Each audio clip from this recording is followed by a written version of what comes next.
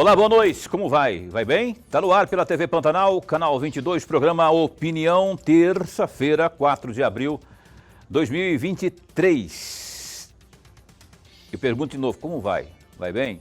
Eu espero, honestamente, que você esteja bem. E mais do que isso, eu espero de verdade que você se mantenha bem. A gente vai tentar contribuir um pouco mais para isso, para que isso ocorra. Como? Informando você, levando informações, no caso nosso, informações diretamente da fonte. Paulo, mas qual é a fonte desta noite? Como você viu aí nessa tomada aberta, está aqui a postos conosco, doutora Maria Rosi Meira. Está aqui conosco aqui mais uma vez, para ser mais preciso, Maria Rosi de Meira Borba. Ela é juíza de direito e está aqui na condição de presidente da Associação Mato Grossense dos Magistrados, a AMAN. E a gente vai abordar vários temas ligados à magistratura, aos nossos valiosos e valorosíssimos magistrados de Mato Grosso, como eles estão sendo tratados, afinal de contas, pela lei, por exemplo, né? Quando eu falo de valorização, eu falo... Lembra que eu falei valorosos? Valorosos nem sempre necessariamente são valorizados, né? Porque às vezes tem aquela pendenga para se conseguir aquela justiça de reconhecimento, se é que você me entende, né? Muitos anos assim sem receber reajuste, condições de trabalho e por aí vai. Como está o cenário hoje no estado de Mato Grosso? Outras questões mais ligadas aqui a magistratura, a gente vai discutir com a doutora Maria Rosi. E Lorenberg vai estar aqui, como sempre esteve, né, meu chapa? Boa noite. Como vai? Vai bem? Muito bem, muito bem. Eu estou aprendendo cada vez mais aqui ao seu lado, né? E ao lado dos nossos entrevistados. Um grande abraço, mas um grande abraço mesmo a todos os nossos telespectadores, a razão maior do nosso programa. Uma grande verdade. Você é a razão maior, principal pela qual estamos aqui. Rapaz, não esquece, bicho. Olha, já são... Hoje é 4, né? Daqui a 20 e pouquinhos dias, 23 dias, o programa Opinião faz 3 anos no ar, ao vivo, de segunda a sexta. E eu sempre bato na tecla. Nós atravessamos o quê, Paulo? O deserto Saara? Não. Atravessamos uma pandemia, que é bem pior. Olha, a pandemia que nós passamos por ela aí, noticiando, infelizmente, coisas horríveis, não é? Perdemos muitas pessoas, noticiamos casos de outras tantas pessoas próximas ou não a gente, que também acabaram tendo essas baixas aí em suas respectivas famílias. A opinião está aqui, ainda de pé, graças a você e graças ao zeloso guardador. A gente está aqui por isso. Então, sigamos assim, porque assim está dando certo. Doutora Maria Rosi, muito bom tê-la aqui. Obrigado por ter aceito o nosso... Eu estou no pé dela, olha... Paulo, eu não posso, eu não estou aqui, eu não estou aqui. Ela estava lá nos Estados Unidos, eu queria que ela viesse para fazer o programa no dia seguinte. Nem de supersônico daria jeito, né? Mas aí a gente marcou direitinho, deu certo nossas agendas. Elas se encontraram, nossas agendas, e a gente se encontrou aqui. Obrigado por estar aqui conosco. Eu já vou perguntar logo, ao cumprimentá-la, quando eu falo valorosos profissionais, valorosos magistrados, e eu não posso chamar de valorizados, muito bem valorizados, porque parece que não é bem assim. Como é que está a realidade do nosso magistrado no estado de Mato Grosso quanto a essas questões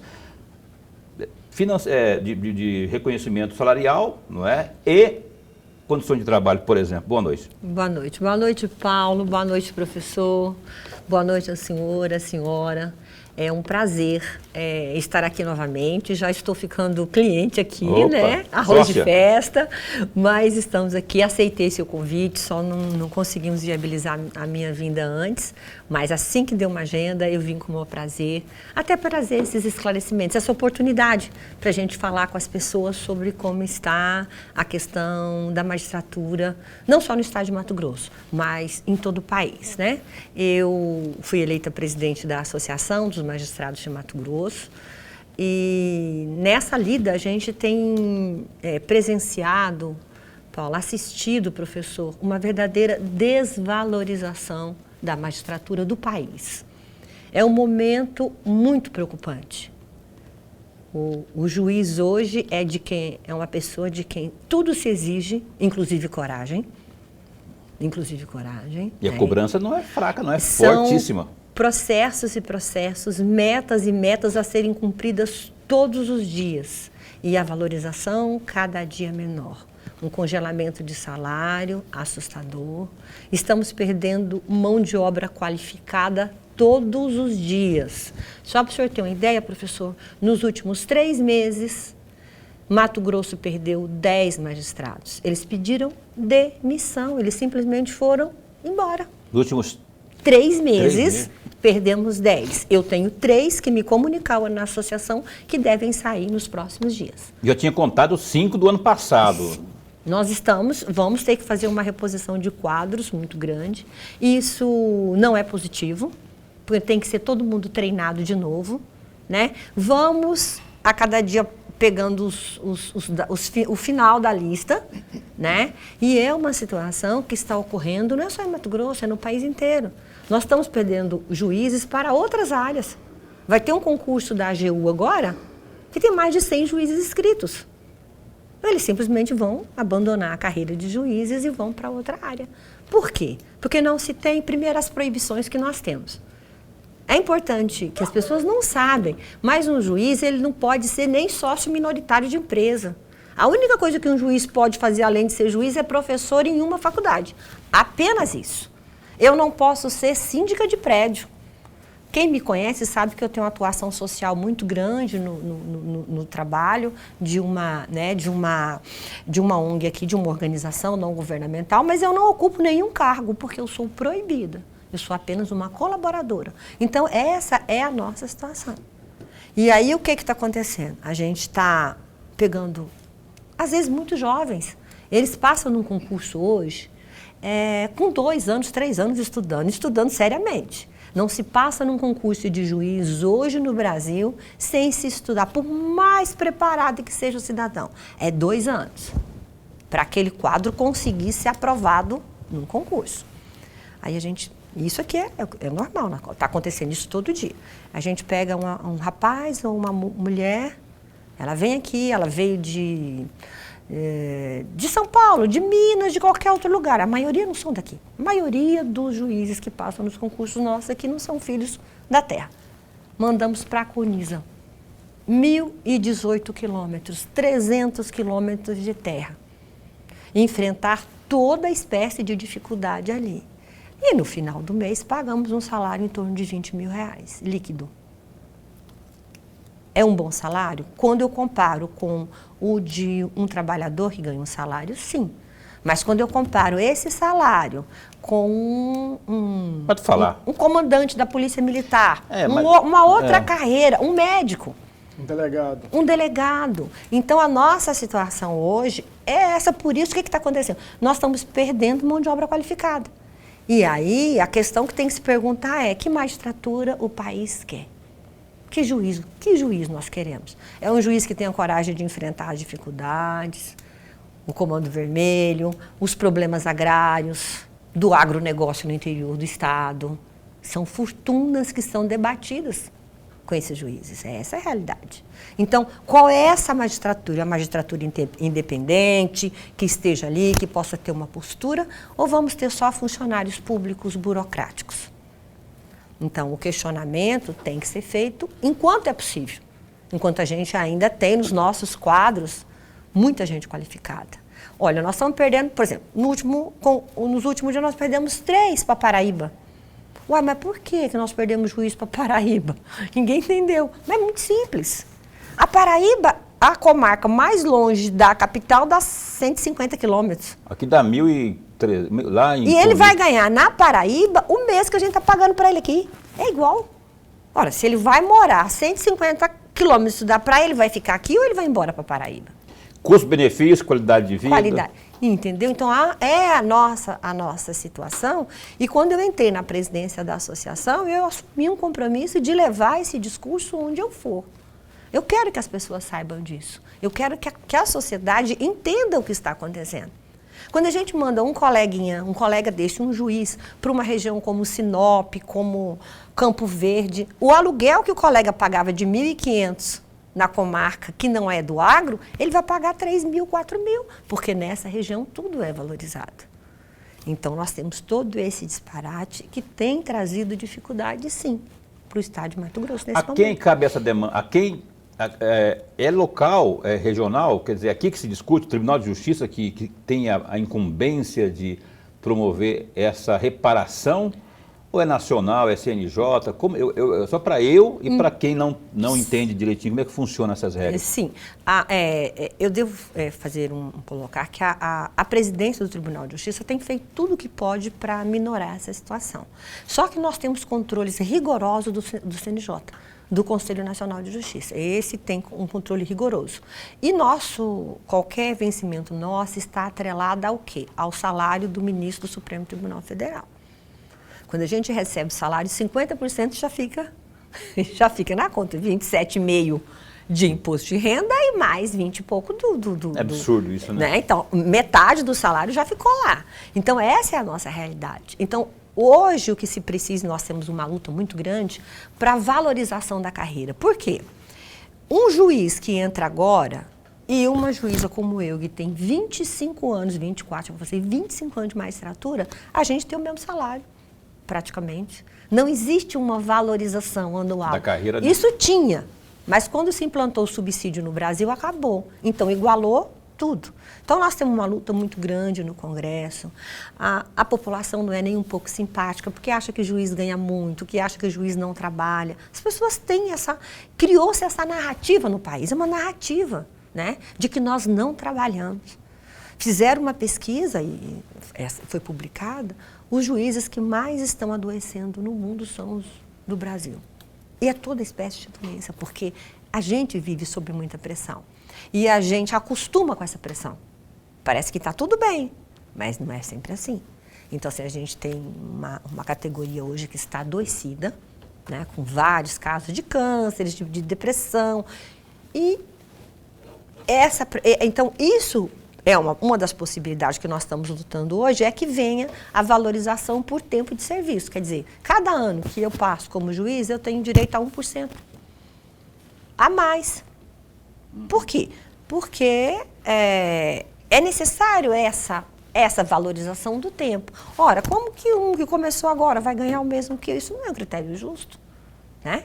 Então, não é. Não com os mais antigos, né? Com quem está chegando, beleza. Mas vai ter o tempo dele, né? Vai ter o tempo, né?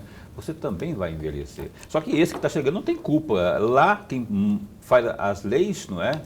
E decide que tem a prerrogativa de... Isso passa pelo Congresso, não? Sim, inclusive essa é uma PEC, né? É uma PEC, ela foi proposta agora pelo próprio presidente do Senado, porque ele tem um compromisso com a nossa classe. É advogado também. Ele tem um compromisso com a instituição e o Pacheco assinou essa PEC.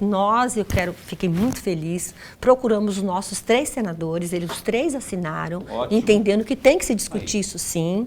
Foi muito bonito, Mato Grosso ficou muito representado nessa questão. Quero agradecer publicamente os nossos 3 senadores que tiveram uma atitude realmente de solidariedade com a magistratura. Ótimo isso. E vamos agora tentar essa batalha dentro do Congresso Nacional, que não é fácil. Parabéns, Wellington Fagundes, Jaime Campos e Fávaro. A época, agora, né? Agora é a Margarete. A Margarete, exatamente. Foi a Margarete ou foi o Fávaro? Foi ela. Foi ela? Já foi ela. Então já foi ela, não foi o Fávaro. Mas isso. O Fávaro também, se tivesse, ele apoiaria essa causa que é muito justa. Vou chamar o Lourenberg para a conversa, né? Porque ele não participou, não falou nada até agora, só deu boa noite. Por favor, professor. Presidente, antes de mais nada, registrar a nossa alegria. Mas a alegria mesmo de tê-la mais uma vez aqui. Nós ganhamos e ganhamos muito. Eu, particularmente, ganho muito, porque aprendo muito com a senhora aqui. Gratidão, professor. Eu vou pegar carona em parte da resposta que a senhora acabou de nos dar. Mas antes de pedir, a senhora já respondeu parte da minha pergunta, mas preciso da outra parte. Mas antes de perguntar à senhora, eu vou trazer aqui um trecho de uma fala da senhora do dia 8 de dezembro do ano passado, que eu encontrei no Foco Cidade, no site Foco Cidade. A senhora disse o seguinte: Entre aspas, esse é o grande desafio, manter a AMAN nos trilhos que o Tiago conseguiu colocar. Hoje, a AMAN é financeira independente. Tem condição de se manter e de bancar todos os pedidos que os colegas podem vir fazer dentro do que é tarefa da associação. Fecham aspas. A senhora respondeu parte, porque eu ia pedir exatamente isso. E dentro da tarefa da associação, quais são os pedidos, os 2 ou 3 pedidos mais frequentes? A senhora acabou de nos dar. E os outros 2? Então, eu quero registrar, sempre ele pega tudo que eu falei antes, ainda bem que eu tenho uma boa memória e coerência. Mas, professor, eu quero fazer até um registro, eu tive a satisfação de ser eleita, não teve uma chapa concorrente, a AMAN, ela tem 52 anos de existência, é a primeira vez que uma mulher se elege na presidência da AMAN, isso é um motivo de muito orgulho para mim, mas também de muito compromisso. Muito compromisso. E desde o dia que eu assumi a AMAN, eu tenho vivido quase que exclusivamente para a AMAN. Esses 2 anos, eu ficarei lá apenas 2 anos, a AMAN vai ser e tem sido o centro e o foco do meu interesse. Quando eu digo que nós temos independência, é porque o doutor Tiago ele foi nosso presidente anteriormente por 4 anos. E o Tiago é um homem que lida muito bem com finanças. Então, ele organizou a AMAN. Ele me deixou a direção da AMAN sem nenhum problema de dívidas, nada. Hoje a AMAN, ela consegue gerir toda a associação sem depender e sem fazer dívidas nem nada. E assim, daqui 2 anos, eu quero entregar para o meu sucessor, como eu recebi do meu colega. E dentre essas tarefas que nós temos, veja, na realidade, depois a pessoa fala associação e tal. Na realidade, a nossa associação, ela age como um sindicato. Entendeu? Porque nós não podemos nos sindicalizar. A lei nos proíbe disso. Proíbe fazer greve, proíbe sindicalizar. Então, nós nos reunimos em quê? Em associação. Então, nós temos um sistema de cuidado, uma empresa que cuida da nossa questão com a imprensa, e que trabalha muito bem. Nós temos um excelente escritório de advogados que está ali conosco e, principalmente, eu digo isso em todos os locais que eu estou quando eu falo da associação. A AMAN, ela não é um órgão de correição de juiz. Nós não somos corregedoria, nós somos uma associação. Então, o juiz, enquanto afiliado, ele esteja certo, ele esteja errado, a AMAN vai estar do lado dele. Porque nós somos associação, nós temos que ter esse espírito. Bom, eu cuido do colega quando ele não está bem.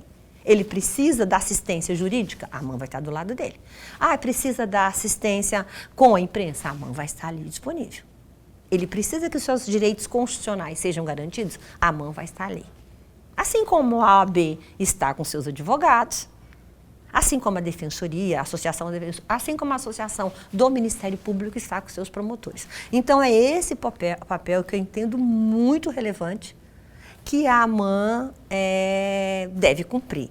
A par disso, até pelo fato de eu ser mulher e eu gostar muito de agregar, eu tenho uma forma mais acolhedora, né? Então, estamos também resgatando essa convivência.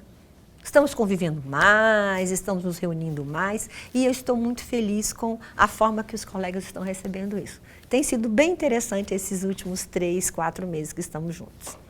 Não sei se respondi completamente sua pergunta, professor. Sim. Respondeu. Ou seja, não vai gastar além do que pode, do que está previsto ali, para deixar tudo zeradinho, para passar o bastão para o próximo, da mesma forma que recebeu. Da mesma forma que recebeu.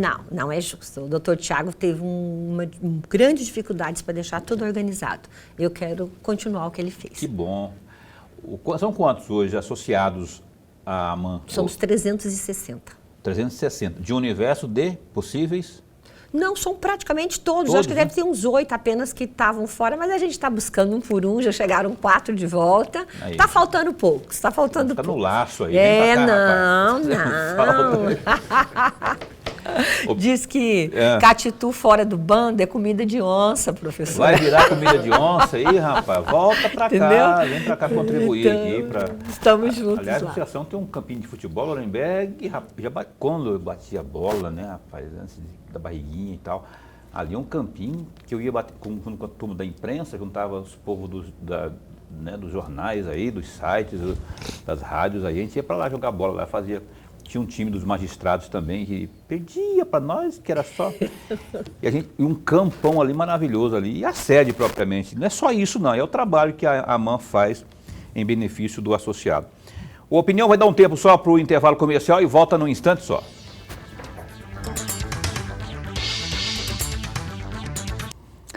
Muito bem, olha, estamos de volta aqui ao vivo com o seu programa Opinião neste 4 de abril de 2022. Estamos na semana em que comemoramos o aniversário de Cuiabá, capital do estado de Mato Grosso, né? Dia 8 está chegando aí. Aliás, amanhã teremos aqui a presença da primeira-dama de Cuiabá, a Márcia Pinheiro. Conversei com ela agora há pouco, né? No final da tarde. Confirmamos aí, ela vai estar aqui falando um pouco da parte social que vem sendo desenvolvida aqui no município de Cuiabá, que é muito importante. Aliás, tem um trabalho que a Secretaria da Mulher está desenvolvendo, de acolhimento à mulher, de amparo, que é excelente. A gente vai falar sobre isso e outras questões mais com Márcia Pinheiro amanhã, às 7h30 da noite, aqui no Opinião ao Vivo. Aliás, tem no Lorenberg o aniversário de Cuiabá, mas Mato Grosso ganha um presente salgado. Um presente de grego no dia 8, sábado. Sabe qual é? Acompanhe aí o Gazeta Digital. A Agência Nacional de Energia Elétrica, ANEEL, aprovou nesta terça, dia 4, a revisão tarifária periódica da Energisa Mato Grosso, que é a distribuidora de energia SA aqui no estado, que atende cerca de 1,56 milhão de unidades consumidoras no estado de Mato Grosso. As tarifas da concessionária entram em vigor a partir do próximo sábado, dia 8. Os consumidores residenciais terão um aumento de 8,62% no valor. Já os clientes industriais, que são os de alta tensão, um acréscimo de 7,29%. Para a baixa tensão, a média engloba as classes B1, ou seja, residencial e subclasse residencial, baixa renda, B2, que é a rural, subclasses como agropecuária, cooperativas e eletrificação rural, indústria rural, serviço público de irrigação rural, a B3, que é a industrial, comercial, serviços e outras atividades, o poder público também, serviços públicos, o consumo próprio e também tem a B4, que é a iluminação pública. Durma-se com um barulho desses. Olha só, e a ministra, a relatora da ação direta de inconstitucionalidade que visa suspender a intervenção do Estado na saúde de Cuiabá, a ministra Carmen Lúcia, do Supremo Tribunal Federal, STF, requereu informações ao Estado e à Assembleia Legislativa sobre as irregularidades encontradas na pasta. Também exigiu que os encaminhamentos sejam feitos à Advocacia Geral da União e à Procuradoria Geral da República. Toda a tramitação deve ocorrer no prazo de 9 dias, conforme decisão de segunda-feira, dia 3. Após reunidos os dados, a magistrada irá decidir sobre esse pedido. A ação foi protocolada pelo MDB, partido do prefeito Emanuel Pinheiro, para interromper a administração estadual no município. A sigla requer que seja impossibilitada a intervenção nos municípios, aspas, por violação de princípios constitucionais estaduais, até que o Constituinte estadual positive o rol de princípios sensíveis, como determinado pelo artigo 35, inciso 4º da Constituição Federal. Mais detalhes sobre essas e outras tantas informações aí no Gazeta Digital, www.gazetadigital.com.br. Há uma esperança aí, Lorenberg, no fim do túnel, porque é um argumento que eles estão puxando lá da Constituição. Você acha que vira alguma coisa? A Carmen Lúcia pediu aí, só que o prazo são de 9 dias, né? 5 dias para o Estado e para a Assembleia e 3 para a Procuradoria-Geral da O República. que você acha? Veja, Paulo, eu não conheço bem o artigo da Constituição Federal 35, que diz que é a cargo da Constituição do Estado. E há um argumento, e aí é o argumento do MDB, dizendo que a Constituição do Estado não fala a respeito da intervenção. Portanto, tem uma ausência dentro da própria Constituição. A meu juízo, se isso é verdadeiro, e me parece que o é um argumento fortíssimo. Mas a ministra Carmen Lúcia tomou uma decisão extraordinária. Está ouvindo primeiro o Estado, a Assembleia Legislativa, depois vai procurar saber o que pensa na questão da legislação, a Procuradoria-Geral da República, e a partir daí ela toma a decisão. Isso é uma atitude, a meu juízo, elogiável. Coerente, né? Coerente, dentro de tudo que determina, e está correta, amigos. Agora, o MDB, por outro lado, só para fechar, o MDB age de forma correta. Porque o artigo 17 da Constituição Federal diz que o caráter de um partido político é nacional. Diferentemente da Primeira República, onde nós tínhamos partidos regionais ou estaduais, nós tínhamos, por exemplo, Partido Republicano Mato-Grossense, Partido Republicano Paulista, Partido Republicano Mineiro, que não era um único partido, eram partidos diferentes. Hoje não, é um partido nacional. O MDB age corretamente. Por que age corretamente? Está defendendo um dos seus integrantes. Eu, pelo menos, não vi. Se eu não vi, eu falo do que eu não vi. Não há nenhuma ligação entre o ex-secretário preso ligando diretamente ao prefeito da cidade. Se não há essa ligação forte, não há um comprometimento explícito, claro e evidente do prefeito. Portanto, o MDB age de forma correta, coerente, defendendo o seu filiado. Infelizmente, porque o partido, apesar de ser nacional, existe rixas regionais. Muitas das vezes a vontade regional sobrepõe a vontade nacional. Se nós procurarmos por as grandes lideranças no estado de Mato Grosso do MDB, algumas delas sairão contra a decisão tomada elogiavelmente pelo MDB. Rachas, né? Ou divisão de opiniões. Então tá, vamos acompanhar, né? A conferir.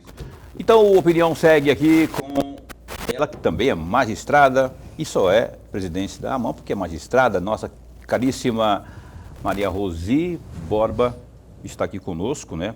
O Paulo, tu não vai falar que ela também tem Meira? É, Meira também, Meira Borba. Porque tem gente que faz questão do sobrenome, né? Fala todo o meu sobrenome, porque eu, por exemplo, não gosto do Francisco, Paulo Francisco Alves Coelho. Eu gosto um pouco mais, mas não gosto. Quando eu era menor, quando eu era criança, eu não gostava, não. Meu irmão chamava de Paulo Chico, Paulo Francisco, eu não gostava, né? Hoje eu já gosto, por causa de São Francisco, né? São Francisco de Assis, enfim. A doutora Maria Rosi está aqui. Doutora, qual hoje, 2023, eu tenho essa dúvida, onde se concentra aí o maior gargalo, o maior volume de processos no judiciário mato-grossense? Eu tenho uma leve impressão que seja lá no primeiro grau de jurisdição. Procede ou não? Onde que está o maior volume hoje?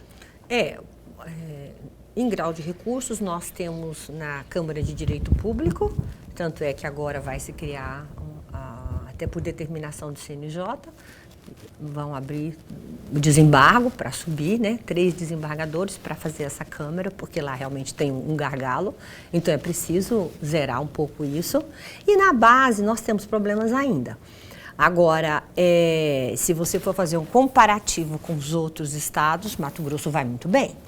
Nós somos ouro, né? Nós temos uma produtividade fantástica e, por incrível que pareça, e às vezes existe assim, chega a ser até estranho, mas a justiça, ela se profissionalizou, ela se superou com a pandemia. Porque nós conseguimos toda a digitalização e colocamos, realmente, nós chegamos nessa justiça digital 4.0, né, em que nós conseguimos uma produtividade fantástica por conta disso. Somos ouro.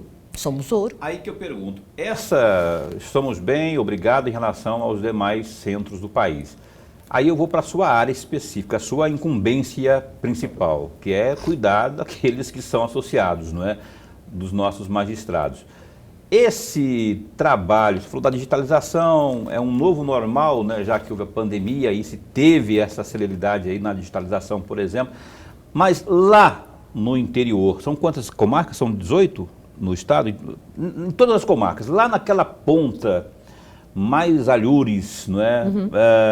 Como está o trabalho, a acessibilidade, como estão as condições de trabalho para o nosso magistrado lá? Essa é a nossa grande dificuldade hoje, né? É essa troca que nós estamos tendo com tanta rapidez, porque o pessoal, os colegas estão chegando e não estão conseguindo ficar.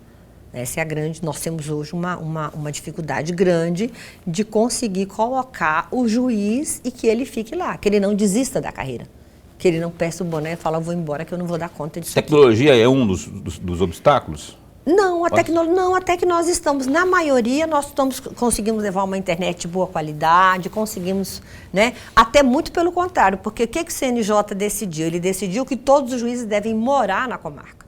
É obrigatório hoje. Durante a pandemia, todo mundo teve que ir para casa, certo? Então, muitos magistrados foram para cidades maiores e não ficaram morando naquelas... Despachavam online. Despachavam online, faziam audiências online. E isso não só a Justiça Estadual, não. Tribunal Regional do Trabalho, Justiça Federal, todos. Porque nós tínhamos que produzir, nós não tínhamos como parar. Então, com a volta, com o término da pandemia, o CNJ faz uma determinação que todos os juízes devem voltar para suas comarcas, certo? Então, nós estamos tendo problemas com isso também. Porque em que pese a necessidade do juiz estar ali, mas muitas vezes é necessário também imaginar uma regionalização, porque nós às vezes não temos nem mão de obra para todas as comarcas. Entendeu? Então, mas hoje o CNJ é muito duro nessa questão. Aqui em Mato Grosso está sendo cumprido rigorosamente. A Corregedoria deu uma determinação. Todos os juízes devem voltar para as suas comarcas, imediatamente. É essa a situação hoje do Estado. Eu tinha essa dúvida. Eu achava, pelo que eu já li e ouvi de alguns magistrados, alguns que já vieram, inclusive, aqui a essa bancada, a esse programa, né, por conta as coisas acontecem de muita velocidade, com muita velocidade, né, especialmente em termos de tecnologia, porque às vezes ocorre de, em determinado local, não ter aquela tecnologia que ocorre, por exemplo, ela não é linear, né, como ocorre no Grande Centro, na Cuiabá, na Várzea Grande, no Rondonópolis, por exemplo, né, e que quando você vai para uma Colniza, quando você vai lá para Ipuanã ou para algo mais distante, a dificuldade de acesso à tecnologia, de ter uma audiência, por exemplo, online é muito mais, a dificuldade é muito maior. Nós tivemos muitas dificuldades no começo. Hoje eu posso dizer que nós estamos numa situação melhor. Não se tem um milagre, claro. Eu até rio muito, fiz muitas audiências criminais online na época da pandemia. Então era muito engraçado, que estava 3, 4, de repente caiu fulano. Para tudo, começa de novo, espera o fulano, o promotor, cadê o promotor? A gente ria muito, o promotor caiu, porque o sinal dele caiu. Agora o presídio saiu. Então, assim, mas nós fomos nos adaptando, fomos conseguindo recursos, foi um esforço muito grande dos poderes judiciários dos estados para que a gente não parasse. E na pandemia nós não paramos. Não É parou impressionante os números que nós temos durante a pandemia para o Poder Judiciário. Professor. Presidente, tem um outro trecho de uma fala da senhora, no mesmo dia 8 de dezembro.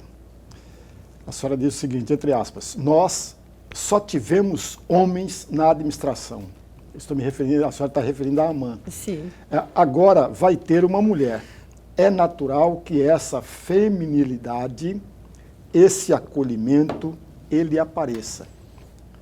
Claro que quero estar falando sobre os nossos direitos. Fecham aspas. E aí eu pergunto à senhora, ainda é muito cedo, 3 meses, ainda é muito cedo para verificar, para identificar esse traço de feminino dentro da AMAN? Está cedo ainda, presidente? Ou precisa de um tempo maior? Sobretudo que eu estava olhando a lista que faz parte dos integrantes da diretoria, é só a senhora de mulher. Os outros, os demais, com são todo meninos, o respeito que eu tenho por eles, meninos. mas são homens. Vai ser difícil trazer isso que a senhora chama de feminilidade dentro da AMAN ou não? Olha, professor, Mato Grosso vive um momento bem interessante em relação ao sistema de justiça e a participação feminina nele. Eu não sei se o senhor já prestou atenção nesse detalhe, mas o Tribunal de Justiça do Estado de Mato Grosso é dirigido por uma mulher. A AMAN, hoje, também dirigida por uma mulher. A Defensora Pública do Estado, também uma mulher. A presidente da OAB, também uma mulher. A Delegada-Geral da Polícia Civil é uma mulher. Então, nós temos uma situação dentro do sistema de justiça em que as mulheres realmente estão nos postos-chave. A Polícia Federal também é uma mulher. A Polícia Federal, me diz que a Polícia Federal hoje também comandada O TRE por parece uma que mulher. vai ser comandado por duas mulheres. Pela Serli. Então, nós temos agora... É um momento muito especial da questão feminina, né? Que nós estamos tendo a oportunidade de mostrarmos como podemos agir e gerir a coisa pública, né? Em relação à associação, eu digo isso em relação à feminilidade, ao acolhimento. E eu acho que alguns traços já apareceram. Veja, só um detalhe para que o senhor entenda, professora, a diferença. Durante 50 anos, os meninos estiveram lá, os coleguinhas. E eu cheguei e eu achei uma coisa que eu acho que era muito importante. Nós temos um pequeno hotel lá, com 12 apartamentos. Durante todos esses anos, os colegas levantavam do apartamento, dormiam, acordavam, pegavam seu carro e iam tomar café na padaria. Ou em qualquer outro lugar. Aí eu cheguei e falei, gente, mas não, vamos fazer um café aqui, né? Então, uma coisa simples mas eles adoraram, todo mundo. Porque é uma forma de quê? De acolher. Então, assim, eu aproveito e vou tomar café com eles. Quase todos os dias eu estou lá. Né? Então, a gente está cuidando nesse sentido, do acolhimento, do cuidado. Hoje mesmo, uma colega muito querida está atravessando um momento difícil. Tirei uma parte do meu dia. Vamos lá, vamos tomar um café, vamos conversar, né? Porque o juiz, ele precisa disso também. Nós somos seres humanos que somos levados a situações de pressão muito altas. Então, a gente precisa, sim. E a AMAN, no sentido da feminilidade, do acolhimento, é esse o papel que eu quero cumprir. E eu acho que vai dar certo. Eu estou muito animada. Vai sim. Até porque, olha, pra você ter uma ideia, me corrija aí se eu estiver errado, eu estou com dados na cabeça aqui, parece que eu peguei do TJ mesmo. Do concurso público do ano passado, para juiz, olha só, dos 30 substitutos, juízes substitutos, que foram chamados, 15 são mulheres. Sim, foi meio a meio. Significa dizer que as mulheres, aí eu queria até que a senhora me desse um atualizado, um F5 aí. Parece, ao meu ver, professor, você que já foi professor também de Direito, as mulheres gradativamente estão procurando mais o curso de Direito do que os homens, né? E estão estudando mais também, não sei se isso procede ou não. Pelo que eu vejo muita mulher hoje nos cursos de Direito, e quando eu vejo a lista de aprovação, a maioria ou Quando não meio a meio, sim, a maioria é de mulheres.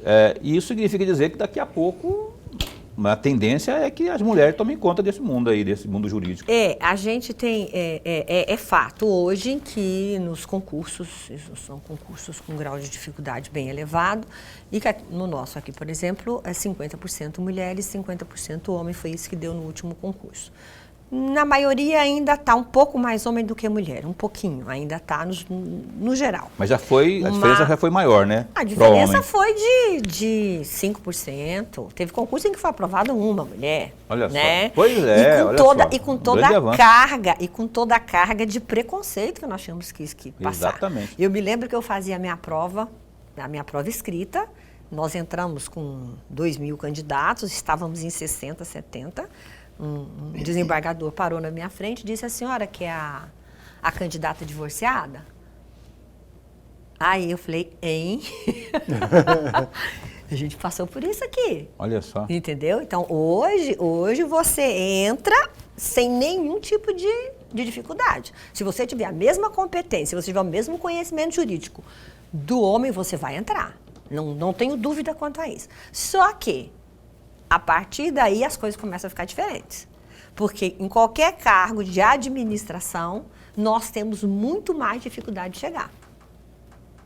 Muito, muito, muito. É muito difícil.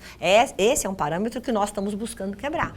A desembargadora Clarice e a desembargadora Maria Helena, a ex-presidente e a presidente do TJ, agora, tiveram muito cuidado em colocar mulheres nos postos-chave da administração.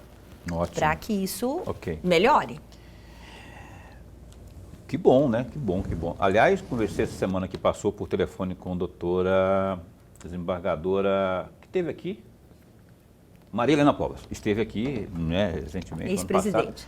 Ex-presidente, ela vai estar conosco aqui. Estamos só fazendo aquilo que eu fiz com a caríssima Maria Rosi aqui, que é ajeitar as nossas agendas. Logo, logo, vamos falar aqui. Doutor Maria Otílides, não pensa que eu esqueci, rapaz. Olha só, eu não esqueci. A gente proseia aqui pelo WhatsApp, ela fica só, né, tentando, acho que está me enrolando, mas eu não vou desistir. Logo, logo, doutor Maria Otílides também aqui para a gente falar sobre, especialmente, essa pauta de proteção às mulheres aqui no nosso programa Opinião. Que dá um tempo agora, a gente agarrou na conversa aqui, rapaz, e passamos 3 minutos de ir para o intervalo. Vamos, porque senão o doutor Elio briga com nós. A gente volta já já.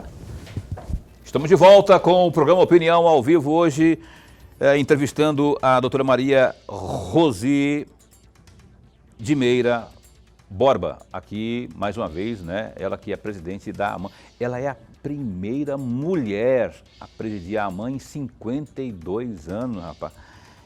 Infelizmente, né? Felizmente temos hoje aqui, enfim, quebrou essa barreira. E tomara que venham outras tantas, nada contra os homens, né? Mas assim, elas têm que mostrar que vieram, né? E está aí a doutora Maria Rosi já colocando o bloco na rua, percorrendo o trecho em defesa dos magistrados mato-grossenses. Chama a Lorenberg, por favor, abra o bloco de perguntas aqui, por gentileza. Presidente, tem uma reflexão que eu gostaria muito que a senhora fizesse, mas muito mesmo. Embora seja de 2019, mas eu não poderia passar batido se não pedisse para a senhora essa reflexão. E eu vou me referir exatamente ao projeto de lei de abuso de autoridade. Tem um trecho de uma fala da senhora que eu encontrei exatamente no Olhar Jurídico, no dia 25 de agosto de 2019. A senhora dizia lá, na oportunidade, entre aspas, sempre fui com a minha consciência. Até hoje, eu nunca admiti qualquer interferência nisso. Graças a Deus, eu tive uma vida como magistrada independente. Essa independência hoje está ameaçada de forma perigosa. Se fosse hoje, presidente, a senhora repetiria essas mesmas palavras com relação ao projeto de lei abuso de autoridade ou não e por quê? Esse era um momento muito difícil, né? Que o projeto estava passando e havia muitas discussões e o momento era realmente bem delicado. Então, com a entrada em vigor da legislação, com a própria atuação dos tribunais superiores, o que pode, o que não pode, qual realmente vai ser o entendimento da aplicação dessa norma, eu confesso que nós tivemos, em relação ao nosso trabalho, um pouco mais de tranquilidade. Agora, em relação a toda a questão dos processos da administração pública e os colegas que são da área que poderiam vir aqui falar com mais tranquilidade, isso, no meu entendimento, houve um verdadeiro desmonte. Um verdadeiro desmonte. As varas hoje sabem disso, os colegas da administração sabem que há um verdadeiro desmonte. Agora, em relação ao abuso de autoridade naquele momento, que foi nessa época que nós fizemos uma campanha, foi importante, a sociedade acordou, vimos, né? As pessoas, o próprio Poder Judiciário teve uma atuação muito interessante para preservar o nosso trabalho. Porque, de repente, naquele momento, tudo era culpa do juiz. Era uma loucura, né? De repente, você se sentia assustado. Peraí, mas se eu fizer isso aqui, o que vai acontecer? Como é que isso vai ser entendido? Né? Então, com a entrada da lei, nós ficamos um pouco mais tranquilos. Apenas um pouco mais. Talvez hoje eu colocasse algumas reticências, porque o tempo, ele tem essa ressignificação, né? Uma lei, ela está ali, e outra coisa é o momento em que ela entra em vigor e ela é analisada. Algumas coisas inconstitucionais, teve muito isso, que não entrou em vigor. Então, hoje nós temos uma situação, nesse sentido, um pouco mais tranquila. Ok, olha só, o programa Opinião recebeu aqui algumas vezes nessa bancada, e eu vou pedir uma opinião da senhora, doutora Maria Rosi. Nós recebemos aqui a doutora Amine Haddad, não é? Juíza, que hoje trabalha como auxiliar lá na presidência, da presidente do Supremo Tribunal Federal, né? Da Ministra Rosa Weber. Rosa Weber. O nome da caríssima Amine Haddad está sendo defendido aí, eu peguei a sua opinião, pelo movimento global Virada Feminina, e também até a própria Maria da Penha, devido até esse trabalho, essa bandeira que ela defende, que ela empunhou, né, doutora Amine, em defesa das mulheres. Está sendo defendido o nome dela para vaga na cadeira do Supremo Tribunal Federal. Por quê? O doutor, caríssimo, digníssimo Ricardo Lewandowski vai se aposentar agora em maio. Ele vai antecipar, inclusive. E aí vai antecipar. E aí tem esse movimento aí, o Virada Feminina, a própria Maria da Penha e outros tantos e tantas magistradas Brasil adentro, defendendo o nome dela, da caríssima Amine Haddad, para essa vaga aí, embora saibamos nos bastidores, especialmente da parte política, que o Lula já tem, quem vai indicar e vai definir é o Lula, né? O presidente da República, o queridinho dele é o Zanin, né? Mas, enfim, existe esse movimento aí. Eu queria a sua opinião sobre o nome da Amine Haddad, qualificadíssima, tem uma inteligência fora do normal. Tem um livro que ela lançou recentemente também aí agora. Tem vários livros, mas um que ela lançou recentemente. Queria a sua opinião sobre o nome dela para o Supremo. A Amine é uma colega muito querida, é uma juíza extremamente séria, preparada, muito preparada, tem da magistratura de Mato Grosso todo o apoio, todo o carinho. Inclusive, soltamos nota esses dias em apoio à candidatura dela. Ela foi chamada para compor os quadros lá, ela está como juiz auxiliar da ministra presidente do Supremo Tribunal Federal, a Rosa Weber. Ela não está lá à toa, ela está lá porque tem competência para tanto. A Amine é um orgulho por estar de Mato Grosso quanto magistrada. O nome dela foi colocado sim, porque, veja, nós, dos 11, nós temos apenas 2 mulheres. A ministra Rosa Weber e a ministra Carmen. A ministra Rosa Weber se aposenta agora em agosto. Então, se tudo continuar como está indo, nós vamos ter apenas a ministra Carmen Lúcia, a única mulher. E está se fazendo esse movimento nacional para que essas vagas, ou pelo menos uma delas, seja uma mulher. E nesse vácuo, o nome de Amine surgiu, né? Inclusive apoiado pela Maria da Penha, né? Que conhece a Amine, vem dando voz a essa candidatura. É uma luta difícil? Sim, claro. Né? O posto mais cobiçado da República hoje, mas nós temos que sim ocupar espaços e a Amine faz isso muito bem. Ela ocupa esses espaços. Vamos discutir a questão da mulher. Vamos mostrar aqui que é preciso mulheres nesses postos de comando, porque senão nós nunca vamos mudar essa realidade. Então, assim, a Amine conta com todo o apoio da AMAN, da Associação de Magistrados e de todos os colegas, porque, além de querida, competente, com certeza, se chegar lá, vai abrilhantar muito o Supremo Tribunal Federal. Com certeza. A Amine Haddad, curiosamente, também conhecida como irmã do caríssimo Jamilson Haddad, né? Ambos já vieram várias vezes aqui, né? Por quem eu tenho um carinho e admiração enormes, né? Boa sorte para a senhora aí, tomara que o Lula, viu, presidente Lula, se eu estiver assistindo ao programa Opinião aí, fique bem atento aí que trata-se de uma joia, viu? Uma joia rara, ainda mais nesses tempos onde a mulher está muito desrespeitada, dentre outras questões que ela domina, né? Essa bandeira aí de respeito à mulher, não é? Que a gente precisa cada vez mais, que o negócio está degringolado, rapaz. Tem que ter respeito, tem que ter... temos que ter mais políticas, as leis têm que ser mais árduas e têm que ser cumpridas também, né? Enfim, boa sorte, caríssima Amine Haddad, se não agora, não é? Quem sabe na saída lá da gloriosa Rosa Weber em agosto, quem sabe, né? Torcer aqui. Presidente, tem uma frase que eu gostaria muito de uma outra reflexão da senhora. E eu encontrei no site do TJ, no dia 14/9/2020, a senhora estava de aniversário, né? De 22 anos de magistratura. A senhora disse o seguinte: hoje há pontos importantes de avanços na nossa justiça. A senhora pode citar um desses avanços e comentar um desses avanços? Nós temos sim. Veja, o Brasil é um dos países que mais judicializa. Tudo no Brasil acaba na justiça. Foi por um motivo A ou B ou C, mas é isso. Tudo se busca o judiciário.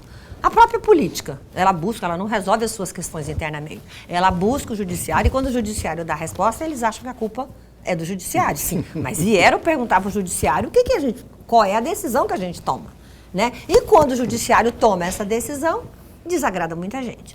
Então, eu vejo que em muitos pontos, e vejo principalmente esse processo da digitalização de todos os nossos processos, o juiz mais perto hoje das suas comunidades, esse trabalho mais direto, tudo isso eu tenho assistido um desencastelamento dos juízes. Eles estão indo mais para a base, eles estão indo mais na sua realidade, né? Agora, o problema é que nós temos um país com muitas dificuldades, não precisamos aqui discuti-las, né? Mas, e o judiciário não está imune a isso. Mas eu já tenho 22 anos de estrada, eu lembro o que era a justiça há 22 anos. Quer dizer, eu vivia a minha vida dentro de fórum. Eu, com 20 anos, eu já era assessora de juiz, né? Eu sempre vivi nesse mundo. Então, assim, é claro que nós tivemos muitos avanços, muitos, no sentido de estarmos cada dia mais perto do cidadão. Cada dia que passa, a justiça está ali. Olha, hoje mesmo, eu viajei, minha bagagem desapareceu. Minha mala está em algum lugar do mundo, ninguém sabe, a empresa que me trouxe não sabe onde ela está. Quer dizer, amanhã ou depois de amanhã eu já vou para o judiciário. Eu quero uma resposta, eu quero que digam para a empresa que ela tem a obrigação de ou me indenizar ou devolver minha bagagem. Quer dizer, veja, e isso eu sou enquanto cidadã. E isso acontece com todos nós. Não, então nós vamos lá perguntar para o juiz se isso está certo ou está errado. Então, assim, nesse sentido de conselhos tutelares, cuidados pelos juizados da infância e juventude, nós temos toda uma estrutura, a própria lei Maria da Penha, né? Juízes especializados só nisso. Em Cuiabá, nós temos 4 magistrados que se dedicam exclusivamente no cumprimento do que a gente chama de Lei Maria da Penha. Então, nós temos sim essa amplitude da magistratura. Antigamente, as pessoas não iam tanto ao judiciário como vão hoje. Hoje vão e nós buscamos, na medida, o Código de Defesa do Consumidor. Imagina, né? Como era há algum tempo atrás. Você ia lá, comprava um bem, o bem quebrou e a empresa dizia, bom, não estou nem aí não. Estou nem aí não, eu estou indo no PROCON, se no PROCON não der certo, eu já vou judicializar. É assim que funciona. Né? Esses dias mesmo eu, como cidadã, comprei o carro deu problema, eu levei lá, eles disseram, não, você usou mal o carro. Usei mal o carro como? Eu fui parar no judiciário. Falei, não usei mal o carro. Eu quero que o meu direito, a garantia do veículo seja garantida aqui. E o judiciário me garantiu. E garante isso para todo mundo, não é? Porque eu sou magistrado. Quantos mil processos nós temos? Né? Nos juizados especiais, as pessoas vão lá, ela leva a sua demanda pessoalmente. Ela tem a resposta do juiz. Demora, tem problema, é perfeito? Ninguém está dizendo que é. Mas eu não tenho dúvida de que nós ampliamos essa frente de uma forma bem considerável. Doutora, eu queria continuar aqui o papo, mas não tem tempo para mais nada, rapaz. Só disseram que a gente tem que terminar o programa. Agradeço demais a nossa caríssima Maria Rosi de Meira Borba, presidente da AMAN, Associação dos Magistrados do Estado de Mato Grosso. Obrigado por ter vindo. O espaço continua a postos para bem informado. E eu à disposição, uma alegria para mim estar aqui com vocês, um momento muito especial. E estamos juntos, vamos continuar trabalhando. Tamo junto. Aí, abraço para o Marcelo, que é um assessor aqui, que está aqui dando um respaldo para a caríssima doutora Maria Rosi, né, Marcelão?